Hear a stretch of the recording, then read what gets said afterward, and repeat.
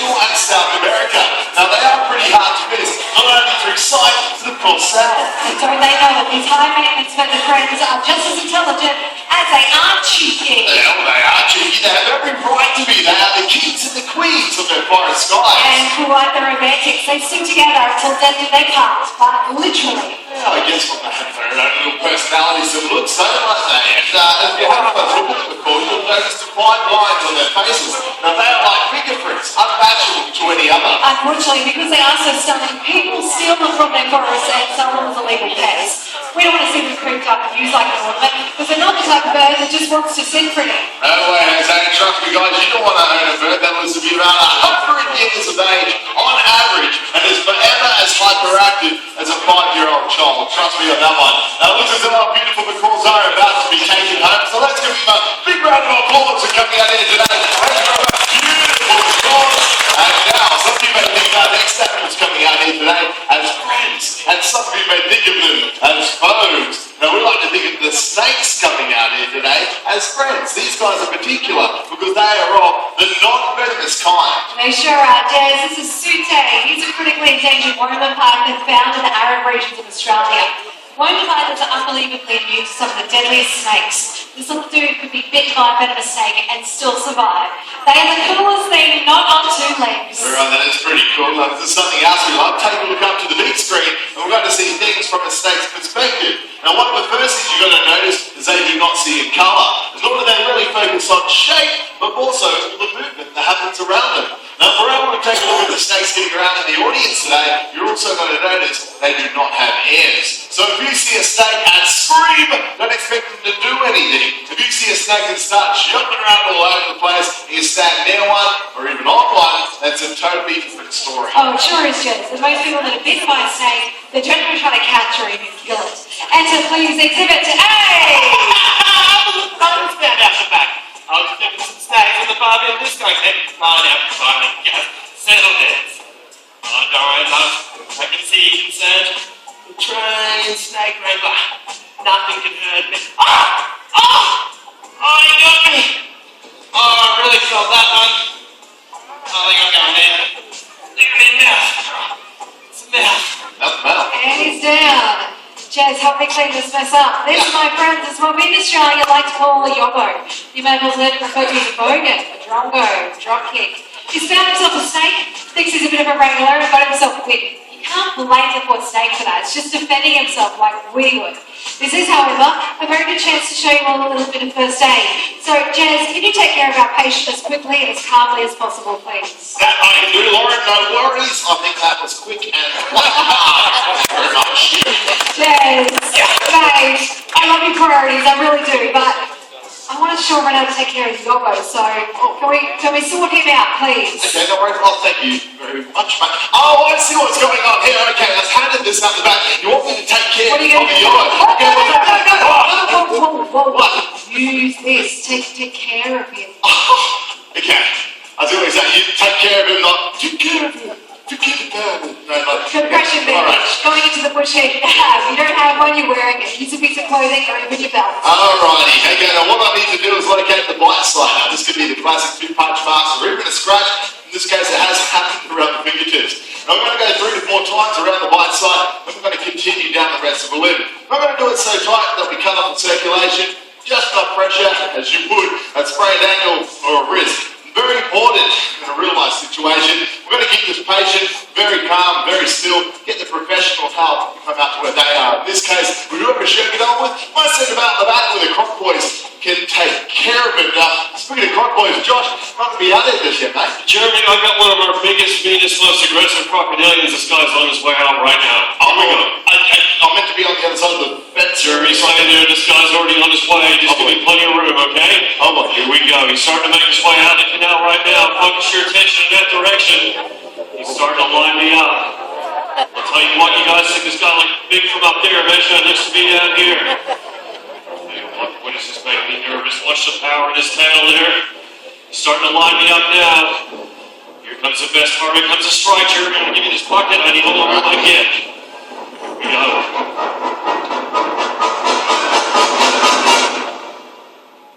In strike. Come on. Oh! Come on!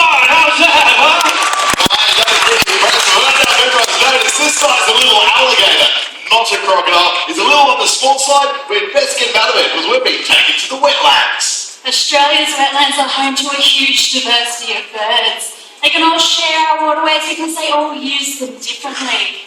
Taking a look beneath the surface of the water, we find birds that can swim as deep and as fast as a fish. That's how cormorants, just like these three, will catch their aquatic meals.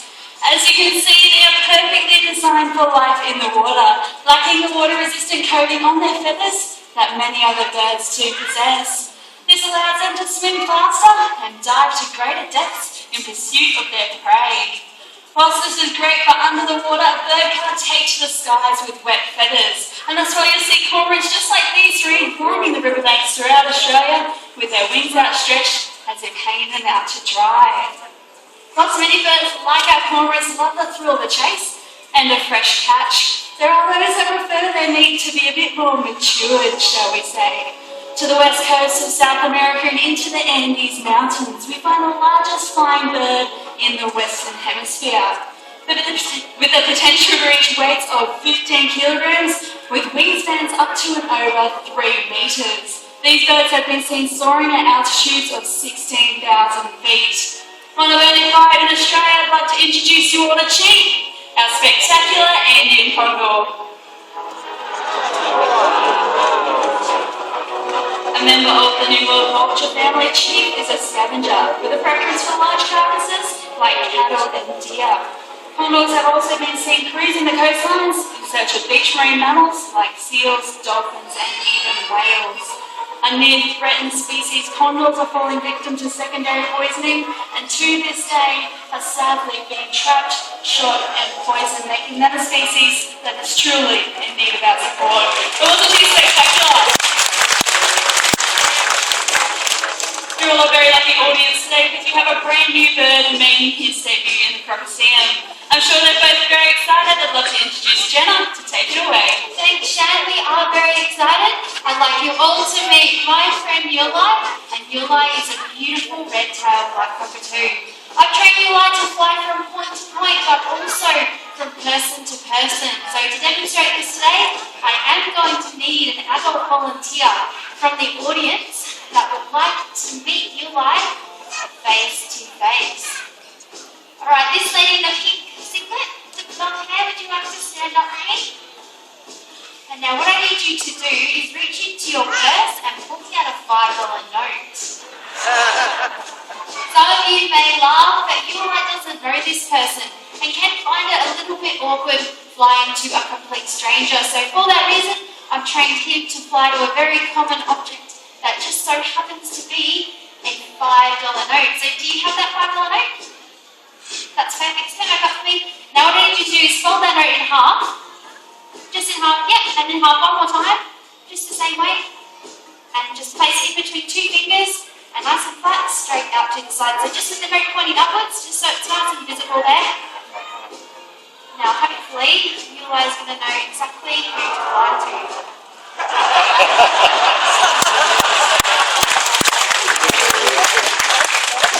I love this bird. Okay, anyone over here with a 20? Alright, I'm just kidding, mate. We'll get this back to you. Stand back up for me and place that same one back to the side. Actually, we'll make it a bit easier for you. Like, can you place both your arms out to the side? Now, flap really hard and come and get it. I'm kidding. We'll get this back to you. Just one arm out to the side with your palm facing upwards, this time like a little landing platform. When you places that note in the palm of your hand, can you close a couple of fingers over that note for me? And that's Yulai, my amazing red-tailed cockatoo.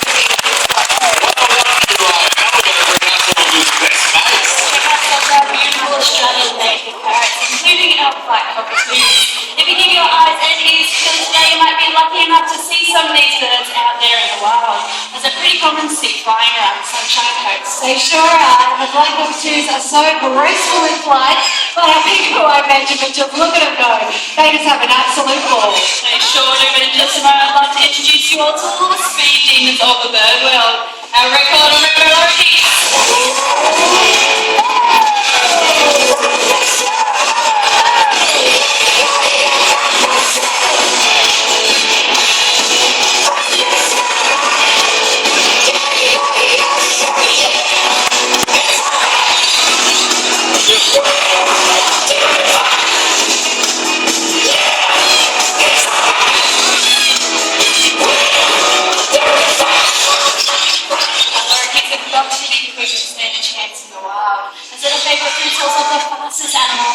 planet, the peregrine falcon.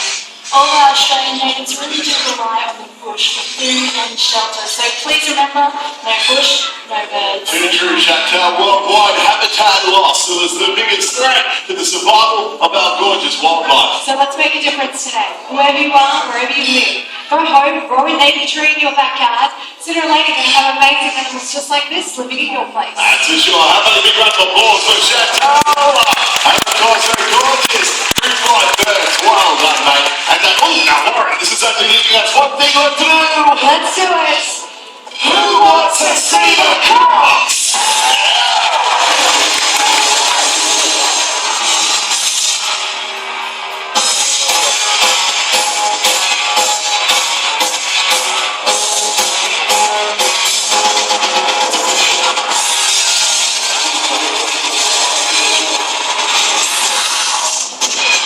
260 million years ago, there were no mammals, there were no birds, there were dinosaurs, and we're about to meet one, a living fossil, a link to the creatures of the past. There's 23 species of crocodiles. They're found all over the world. Alligators, gharials, caimans, true crocs. But they're our planet's most perfect and unchanged predator. They've survived challenges and eras where so many others have failed. And right here to tell us all about it, we've got Josh, he's doing the beat at the top. Let's give him a big warm welcome. Here's Johnny's and the Croc team. Thanks, Jeremy. Thanks, everyone. Well, we've got Digger on his way out today, 14 feet, 300 kilos, one of the most advanced ambush attack predators on the planet. And today, with Digger's help, we're going to show you just how easy it is to live alongside saltwater crocodiles. To get into trouble, you have to make a mistake, like going into the water in croc territory. Now, Digger's slowly making his way out into the main arena. As he does, notice that he doesn't make a ripple on the surface. So you can imagine, if this was deep, dark, murky water, you have no idea a large croc was just a few meters away. Now I'm tapping my feet on the bottom of the pond. He's picking up on those vibrations, and this is just how he locates prey coming down to the water's edge. Watch that tail. That's where he gets his power from. All right, Rich, that's enough for me. It's all yours. Thanks, Josh. All right. Let's see what Digger's got today.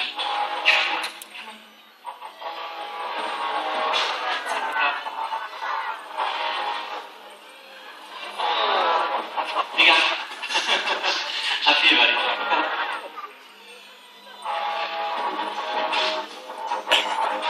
Oh, okay. Alright, so if Digger really wants to, at the water's edge, he can strike out half his total length, which will take him from the tip of his snout to the base of his tail. And you can do that in an instant. So if you actually stand in that strike rate, you have bucklers and none getting out of the way. That's how to get animals like dingoes and wallabies, animals which are much quicker than what we are. But in the water, everything changes. Digger's got a mind of his own, isn't that? Everything slowly changes when it comes to Digger. Digger's one of our most unpredictable crocs. You never know what this guy's going to do. I'm just going to try something a little bit different with him and see how he responds to it. Crocodiles actually have the ability to learn and remember, so as much as we're working Digger, he's working us at the same time. I just want to see if I catch him at all by setting him back up over here. I'll probably have a little look Digger. Like I said, you never know how this guy's going to respond, but I'll jump back in the water. And nothing. Yep, that did it. I tried. It's going to be deep. You know, crocodiles are very territorial, and as I get in, you can see that Digger focuses right on me now, because he wants me out of his territory, out of his waterway. And I'll tell you what, there's not an awful lot of room to move over here, so I sound a little nervous. It's because I am. Digger can easily strike out and hit this fence in the blink of an eye. And what he's doing right now is classic Digger, and that is trying to cut me off. And don't be fooled by how he's slowly creeping out. What are you doing, big fella? Get up here.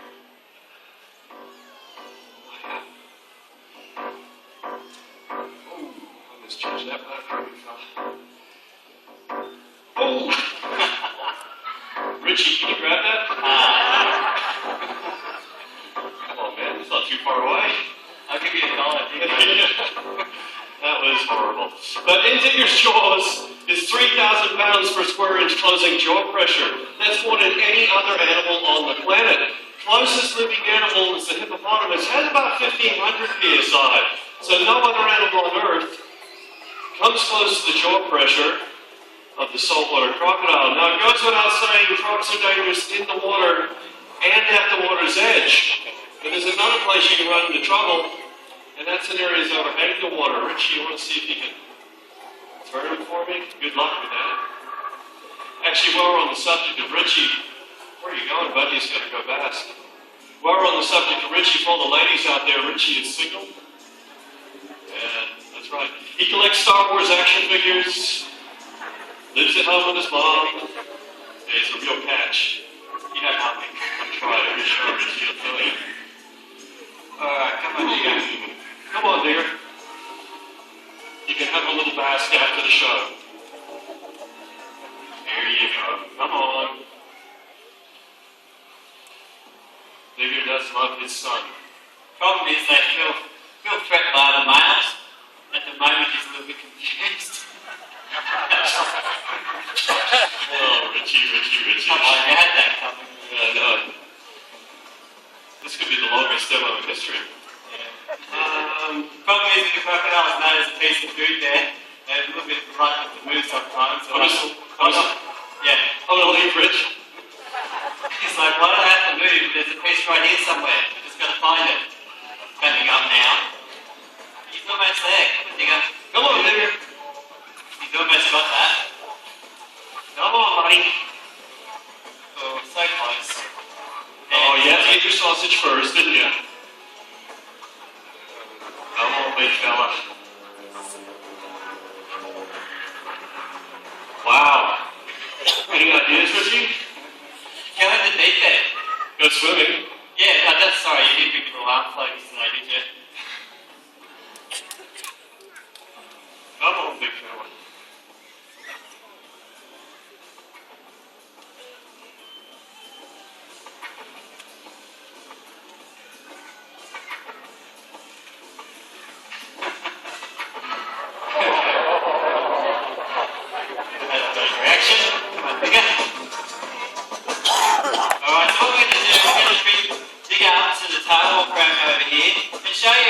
Behaviour, something the crocodiles will do out in the wild.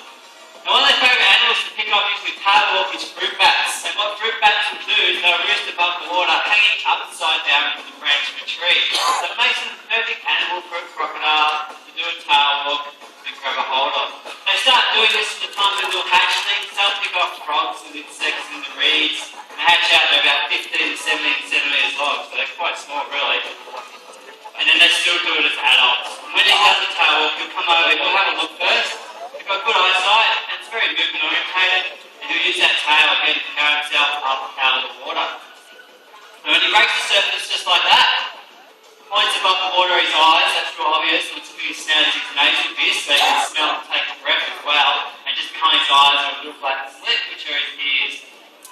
So they break the surface, all their senses above the water. From the distance, you'll be lucky to see them. Like I said, they've got all their senses above the water.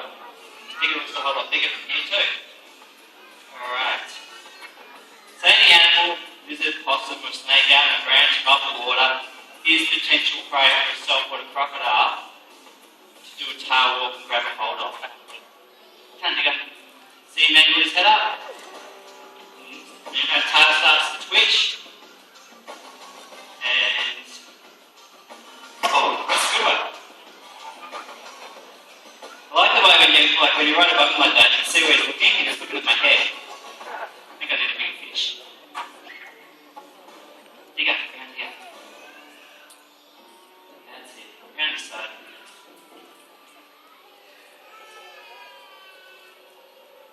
Looking at me. That's better. Okay, and the lesson there is really simple. It's just don't climb out on anything which overhangs the water. Especially up in croc territory, guys, and I'm going to let you know where that is. Now, you have to travel about 600 kilometres up north around a town called Rockhampton. It simply continues all the way up over the top end of Australia and all the way down to Broome in Western Australia. Warmer waters are where these guys live. Alright, let's get Digger out one more time. Show you to it on land.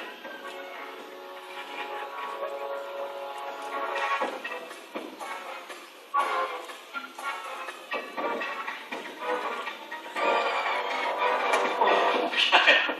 Now the hard solid ground, keep away from the water's edge. They're not that fast. They're not designed to be. If you have a look at the shape of him, he's too big and bulky, short little legs, and he's got his tail out in the land now. It's going to drag it behind him. It's acting like a dead weight. So little crocodiles can get a bit of scooter on. As you can see, I'm only a couple of metres away from Digger, and he's making no attempt to try and chase me down. If they're large enough to see us as prey, too big and too bulky to run us down hard solid ground. It's just that initial strike at the water's edge, and also in the water. In the water they can go the cruising speed of a dolphin over short distances. So you've got puppies and none and trying to outswim the saltwater crocodile. So all it means for us, stay back out of the water, away from the water's edge, and you won't come into conflict with a large male saltwater crocodile. In Australia, crocs are our apex predators. We don't have lions, tigers, we don't have bears, but our crocs, they play a vital role in their ecosystem. That's keeping our waterways healthy and resilient. Exactly, and have a look at them. They are the last living link to the dinosaur era. 260 million years in the making, and that changed for the last 65 million years. And we don't expect you all to go away today loving crocs like we do, but we do hope that you go away with a little more appreciation for these amazing animals and the role that they play in our environment. Now, Steve, he loved crocs with everything he had. That was no secret to anyone. And he passed on that passion and enthusiasm onto all of us here at the zoo. So now it's our job, our aim, and our mission to help keep Steve's dream and his legacy alive. And the rest is up to you. Get out there, live a little on the wild side, and always remember, crocs rule! See you later, everyone. Have a good day.